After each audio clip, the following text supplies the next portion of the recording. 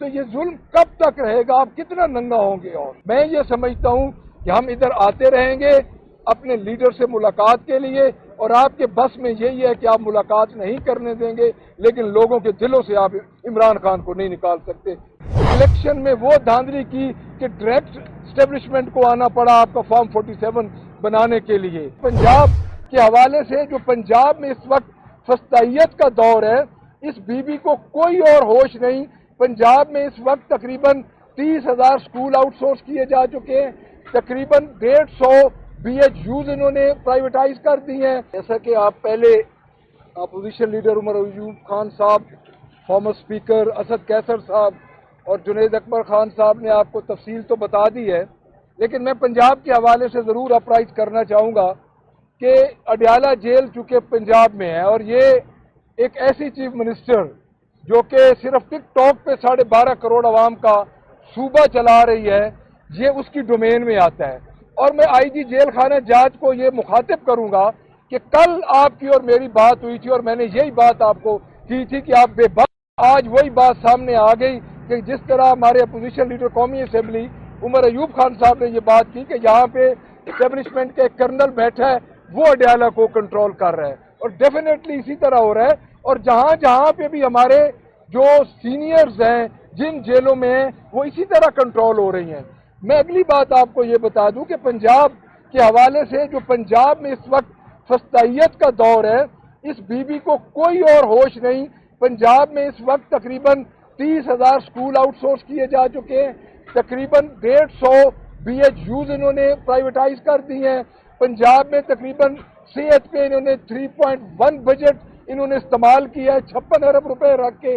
تو میں یہ سمجھتا ہوں کہ سوائے پاکستان تحریک انصاف کے ورکرز کو، ریپرزنٹیٹیو کو، اور پاکستان تحریک انصاف کے لیڈرز کو اور ان کی خواتین کے گھر توڑنے، چادر اور چار دیواری کی تقدس پابال کرنے کے علاوہ یہ کچھ نہیں کر رہے پنجاب میں۔ ایک بات میں آپ کو بتا دوں، ایک زندہ لاش بن چکے ہیں، سیاسی زندہ لاش، اور ان کو لانے والی اسٹیبلشمنٹ، میں ان کو جو کہوں گا کہ آپ کب تک اس سیاسی زندہ لاش کا بوجھ اٹھائیں گے؟ اب ان سے بس کر دیں۔ اس کی وجہ یہ ہے کہ ہر سیاسی حکومت کے پیچھے ایک مورل سپورٹ ہوتی ہے، جو کہ خان صاحب نے اپنے خط میں بھی اس کا ذکر کیا ہے۔ ان کے پاس مورل سپورٹ نہیں ہے۔ آپ خان صاحب پہ، ان کی وائف پہ جتنے بیس لیس مقدمات کریں گے، ورکرز پہ جتنے بیس لیس مقدمات کریں گے، آپ ہمیں خان صاحب سے پیچھے نہیں ہٹا سکتے۔ آپ نے 13 جنوری کو ہمارا نشان چھینا، آپ نے ہمارے ورکرز کو، ہمارے پروپوزر سکینڈرز، الیکشن میں وہ دھاندلی کی کہ ڈائریکٹ اسٹیبلشمنٹ کو آنا پڑا آپ کا فارم 47 بنانے کے لیے، اور اس کے بعد آخری جو جوڈیشل کو کیا 26th امینڈمنٹ کا اور 27th امینڈمنٹ کرنے آپ جا رہے ہیں، اس کے بعد بھی آپ اگر عمران خان کو لوگوں کے دلوں سے نہیں نکال سکے تو آپ نہیں نکال سکتے۔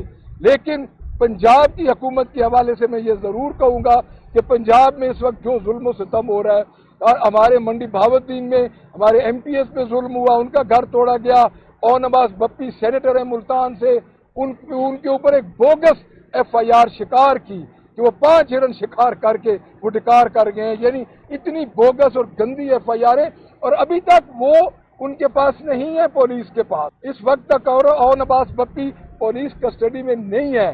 تو یہ ظلم کب تک رہے گا؟ آپ کتنا ننگا ہوں گے؟ اور میں یہ سمجھتا ہوں کہ ہم ادھر آتے رہیں گے اپنے لیڈر سے ملاقات کے لیے، اور آپ کے بس میں یہی ہے کہ آپ ملاقات نہیں کرنے دیں گے، لیکن لوگوں کے دلوں سے آپ عمران خان کو نہیں نکال سکتے۔ Thank you very much. بہت شکریہ۔ یہ بتائیے گا جو اپوزیشن اتحاد آپ نے قائم کیا ہے، جس میں مولانا فضل الرحمان صاحب ابھی تک شامل نہیں ہوئے ہیں، عمران خان صاحب نے پرسوں بھی ایک پیغام غالباً بھیجا ہے کہ مولانا فضل الرحمان صاحب کے ساتھ معاملات طے کیے جائیں، ابھی تک ان کے ساتھ کیا معاملات طے پائے ہیں؟ دوسرا یہ بتائیے گا، آپ دہشت گردی کی بات کرتے ہیں، عمر ایوب صاحب نے بھی کی، ایک صوبے میں آپ کی حکومت ہے، آپ کے وزیر اعلیٰ ہر مہینے وفاق پر چڑھائی کی کوشش کرتے ہیں، وہاں پہ امن و امان خراب ہے، اس طرف جو کورم میں صورتحال تھی اس سے پہلے، تو اب تو یہاں پہ جو ہے صوبائی معاملات بھی خراب ہے، تو آپ اس پر کیوں فوکس؟ نہیں، دو بات ہے۔ نمبر 1 یہ ہے کہ ایک تو آپ کی لوکل ایشوز ہوتے ہیں، وہ لوکل ایشوز کی وجہ سے تو پھر آپ کی صوبائی حکومت کی،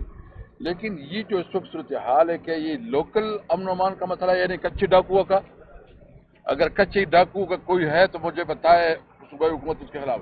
لیکن اگر ایک آپ کی افغان پالیسی کی وجہ سے فارن پالیسی کی وجہ سے ایک چیز ہو رہی ہے تو وہ تو آپ کے پاس پہ نہیں ہے. آپ دیکھ رہے ہیں کہ ہماری فوجی جوان روزانہ کے شہید ہو رہے ہیں, سارا کنٹرول بھی آپ کا ہے. تو اس لیے سمجھے, سب کو سمجھے کہ کدھر کیا پوزیشن ہے. اور جو مولانا صاحب کی ہمارے رابطے ہیں انشاءاللہ تعالی اللہ خیر کرے گا. بہت جلد جو ہے نا ہم جو ہے نا چارٹر آف کیا کہتے ہیں ڈیموکریسی کا یا نیشنل ایجنڈا ہم بنا رہے ہیں, اور وہ نیشنل ایجنڈا کے اوپر کافی کام ہو چکا ہے. آج ہم تھوڑا اس کو ہماری جو سربراہی اجلاس ہے آج اس میں ہم پیش کریں گے. پھر اپنے پارٹیوں تو 2-3 دن کے اندر جو ہے نا وہ ہم نیشنل ایجنڈا کو آپ کے سامنے لائیں گے. مولانا کے جو تحفظات ہیں ان کو ایڈریس کیا گیا ہے. جو رمضان کے بعد بانی نے ایک تحریک کا اعلان کیا ہے, دیکھیں اس کے ساتھ ہماری انگیجمنٹ ہے. ہماری چونکہ وہ اس وقت ملک سے باہر ہے, جب آئیں گے تو ملاقات میٹنگ ہماری ہوگی, اور وہ ہوگی 1 پوائنٹ ایجنڈا پہ. 1 پوائنٹ ایجنڈا کے ملک کو آئین اور قانون کے مطابق چلاؤ گی. Thank you. وہاں پہ ایک سیکنڈ یہ بات میں کر دوں کہ وہاں پہ آپ کے بارڈر پہ باڑ لگی ہوئی ہے, اربوں روپے خرچ ہوئے. باڑ لگانے کے لیے وہاں پہ کیوں نہیں تدارک ہو رہا دہشت گرد کا؟